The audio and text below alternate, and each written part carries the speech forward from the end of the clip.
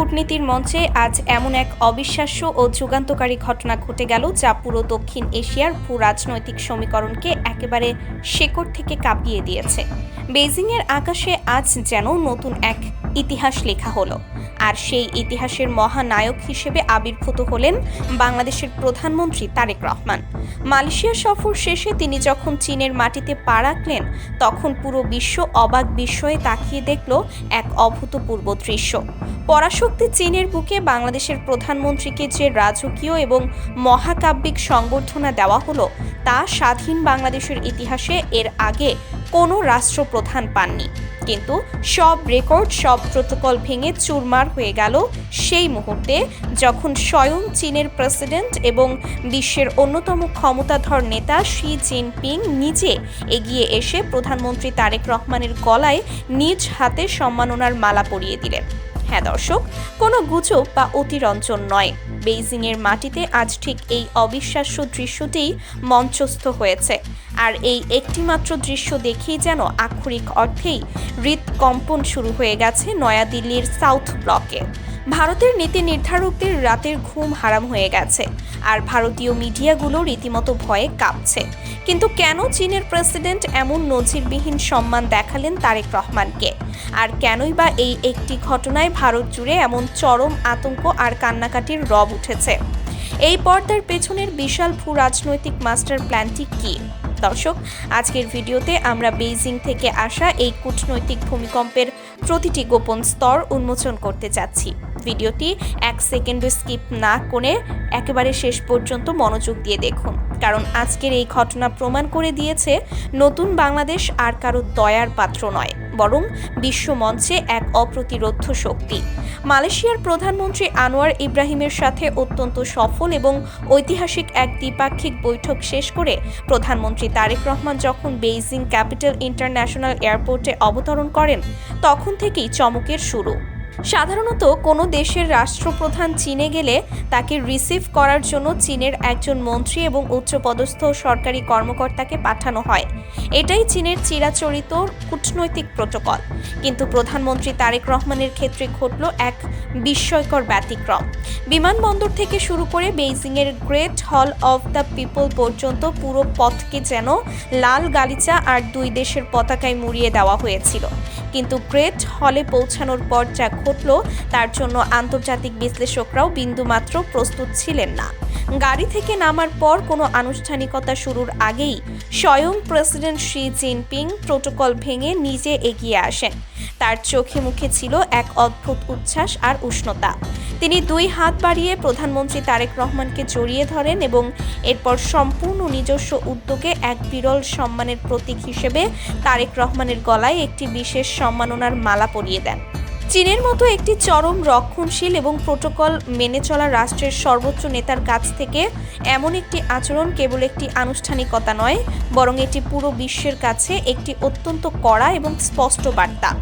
Xi Jinping এই একটি কাজের মাধ্যমে পুরো বিশ্বকে, বিশেষ করে প্রতিবেশী দেশগুলোকে বুঝিয়ে দিয়েছেন যে বর্তমান বাংলাদেশের নেতৃত্বকে চীন তাদের সমকক্ষ এবং অত্যন্ত মর্যাদাপূর্ণ কৌশলগত মিত্র হিসেবেই গ্রহণ করেছে। এটি কোনো সাধারণ বন্ধুত্ব নয়, এটি এক নতুন এশীয় জোটের আত্মপ্রকাশ। আর ঠিক এই দৃশ্যটি ভারতের জন্য এক চরম দুঃস্বপ্ন হয়ে দেখা দিয়েছে। চীনের গ্রেট হলে যখন শি জিনপিং এবং তারেক রহমান হাতে হাত রেখে হাসি মুখে দাঁড়িয়ে আছেন, তখন নয়াদিল্লিতে যেন রীতিমতো শোকের ছায়া নেমে এসেছে। ভারতীয় নীতি নির্ধারকরা এখন চুল ছিঁড়ছেন এই ভেবে যে তাদের দীর্ঘদিনের সাজানো বাগান কিভাবে চোখের পলকে হাতছাড়া হয়ে গেল। বিগত দিনগুলোতে ভারত সবসময় ভেবে এসেছে যে বাংলাদেশ তাদের বলয়ের বাইরের কোনো শক্তির সাথে, বিশেষ করে চীনের সাথে খুব বেশি ঘনিষ্ঠ হতে পারবে না। তারা সব সময় এক ধরনের প্রচ্ছন্ন চাপ প্রয়োগ করে বাংলাদেশকে নিজেদের নিয়ন্ত্রণে রাখার চেষ্টা করেছে। কিন্তু প্রধানমন্ত্রী তারেক রহমান ক্ষমতায় আসার পর থেকে সেই পুরনো দাসত্বের শৃঙ্খল ভেঙে চুরমার করে দিয়েছেন।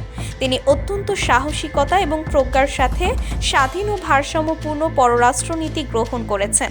ভারত এখন পরিষ্কার বুঝতে পারছে যে বাংলাদেশ আর তাদের হাতের পুতুল নেই। চীনের প্রেসিডেন্টের নিজ হাতে মালা পরানোর এই দৃশ্য ভারতের কাছে স্রেফ একটি ছবি নয়, বরং এটি তাদের প্রতিবেশী প্রথম নীতির কফিনে মারা শেষ পেরেক। ভারতীয় মিডিয়াগুলোতে ইতোমধ্যে রীতিমতো হাহুতাশ শুরু হয়ে গেছে। তারা লাইভ টক শোগুলোতে বসে বিশ্লেষণ করছে কিভাবে বাংলাদেশের মতো একটি কৌশলগত গুরুত্বপূর্ণ দেশ সরাসরি চীনের সাথে এত গভীর সামরিক ও অর্থনৈতিক সম্পর্ক স্থাপন করছে। ভারতের ভয়ের সবচেয়ে বড় কারণ হলো শিলিগুড়ি করিডর বা চিকেন স্নেক, যা ভারতের মূল ভূখণ্ডের সাথে তাদের উত্তর পূর্বাঞ্চলীয় রাজ্যগুলোকে যুক্ত করেছে। বাংলাদেশ যদি চীনের সাথে একটি শক্তিশালী সামরিক এবং কৌশলগত চুক্তিতে আবদ্ধ হয়, তবে ভারতের এই অত্যন্ত সংবেদনশীল অঞ্চলটি মারাত্মক কৌশলগত ঝুঁকির মুখে পড়বে। ভারত এতদিন তিস্তা নদীর পানি বণ্টন চুক্তি ঝুলিয়ে রেখে বাংলাদেশকে চাপে রাখার যে নোংরা খেলা খেলছিল, তারেক রহমান সেই খেলারও মোক্ষম জবাব দিয়ে দিয়েছেন। বেইজিংয়ের এই সফরে অত্যন্ত বিশ্বস্ত সূত্রে জানা গেছে যে তিস্তা মহাপরিকল্পনা বাস্তবায়নের জন্য চীন এক বিশাল অঙ্কের ফান্ডিং সরাসরি অনুমোদন করেছে। ভারত যে প্রজেক্ট আটকে রেখে বাংলাদেশকে ভাতে পানিতে মারার ষড়যন্ত্র করেছিল, চীন এখন সেই প্রজেক্টেই বিলিয়ন বিলিয়ন ডলার বিনিয়োগ করে বাংলাদেশের উত্তরাঞ্চলের মানুষের ভাগ্য বদলে দিতে যাচ্ছে। ভারতের জন্য এর চেয়ে বড় কূটনৈতিক পরাজয় আর কি বা হতে পারে? শুধু তিস্তা মহাপরিকল্পনা নয়, এই সফরে আরও এমন কিছু মেগা ডিল স্বাক্ষরিত হতে যাচ্ছে যা ভারতের রাতের ঘুম হারাম করার জন্য যথেষ্ট। প্রধানমন্ত্রী তারেক রহমান এবং শি জিনপিং এর মধ্যকার রুদ্ধদ্বার বৈঠকে বাংলাদেশের প্রতিরক্ষা ব্যবস্থাকে আধুনিকায়ন করার বিষয়ে এক ঐতিহাসিক সিদ্ধান্ত হয়েছে বলে জানা যাচ্ছে। চীন বাংলাদেশকে সাবমেরিন, অত্যাধুনিক ফাইটার জেট এবং মিসাইল ডিফেন্স সিস্টেম দেওয়ার ব্যাপারে সম্পূর্ণ সবুজ সংকেত দিয়েছে।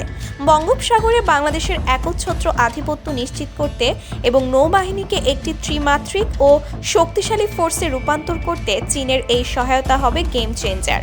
ভারত সবসময় চেয়েছে বঙ্গোপসাগরে তাদের একক আধিপত্য বজায় থাকুক, কিন্তু তারেক রহমান চীনের সাথে হাত মিলিয়ে বঙ্গোপসাগরের ভূ রাজনীতিতে এমন এক শক্ত প্রাচীর তুলে দিচ্ছেন যা ভেদ করার ক্ষমতা ভারতের নেই।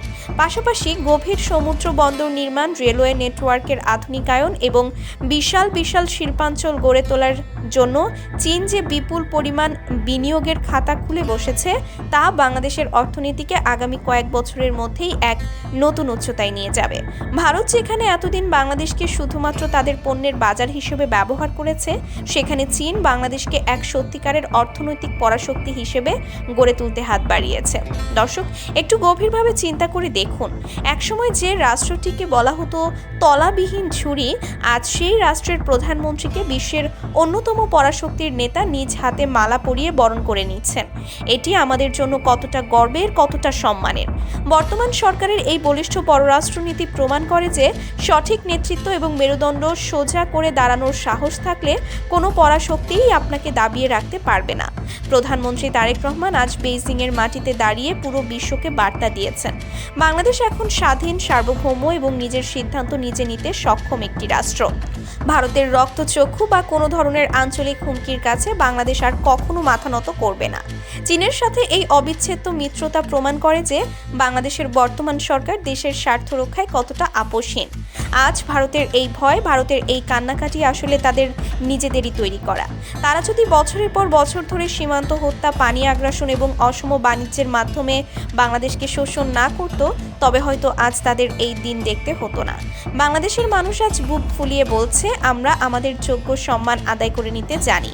বেইজিংয়ের এই রাজকীয় সংবর্ধনা শুধুমাত্র প্রধানমন্ত্রী তারেক রহমানের একার সম্মান নয়, এটি 17 কোটি স্বাধীনতাকামী এবং আত্মমর্যাদা সম্পন্ন বাংলাদেশের সম্মান।